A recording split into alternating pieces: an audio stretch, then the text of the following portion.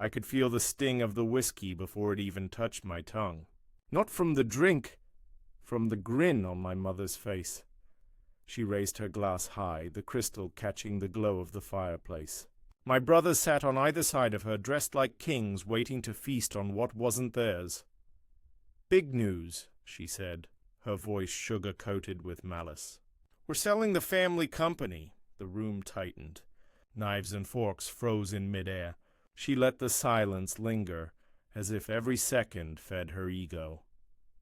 "And you, Adrian," she added, her smile curving like a blade. "You're getting nothing." My eldest brother smirked. My youngest bit back a laugh. They thought the black sheep was finally being skinned. I leaned back, calm, unreadable. "Who's the buyer?" I asked. Her grin widened. "Everest Holdings." I let a slow smile creep across my face. "Funny," I said, my tone soft but cutting. "I'm Everest Holdings." The laughter died instantly. A fork slipped from my brother's hand, clattering against porcelain.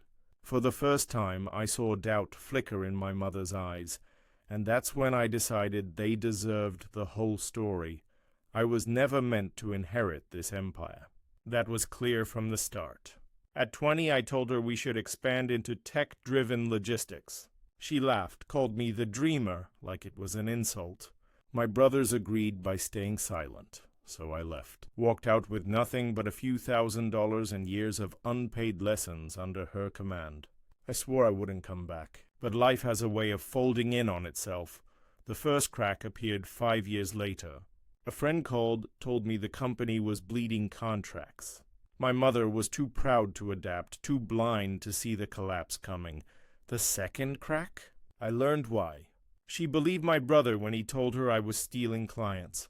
In reality, I was surviving on scraps as a low-level operations manager. That was the day my hurt turned into strategy. Everest wasn't built for revenge. It was built for survival.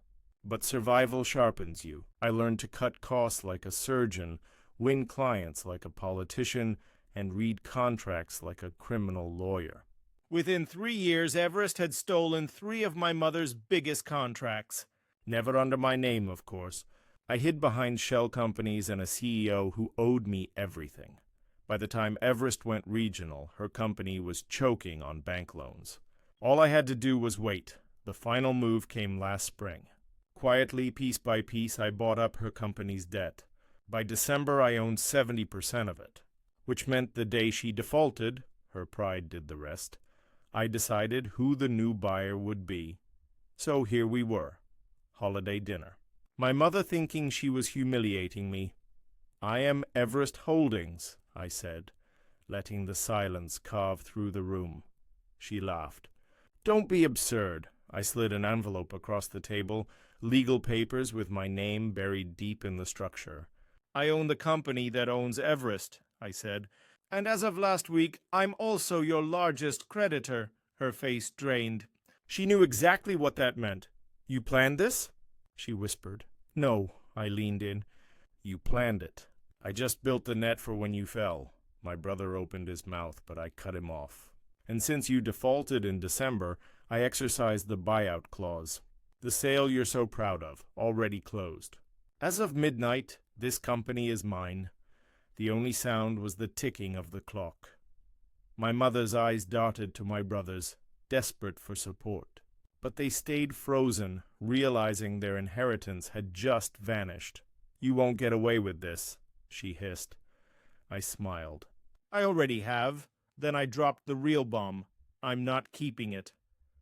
A second envelope slid across the table. "I've sold everything. Assets, contracts, clients, to your oldest rival. By Monday morning, the name you worshipped will be nothing but a memory. And I've made sure none of you can ever use it again." My brothers clenched their fists. My mother looked hollow, carved out from the inside. "I didn't do this for money," I said, standing. "I did it so no one in this family could ever weaponize what you built again." I walked out, leaving them frozen. A perfect still life of greed and ruin. The snow outside was silent as I drove away. I thought back to the first time I left this house with nothing but bitterness. This time, there was no bitterness. No anger, just peace, because some debts aren't settled with money. They're settled in silence at a table where the people who doubted you finally realize you've been writing the ending all along.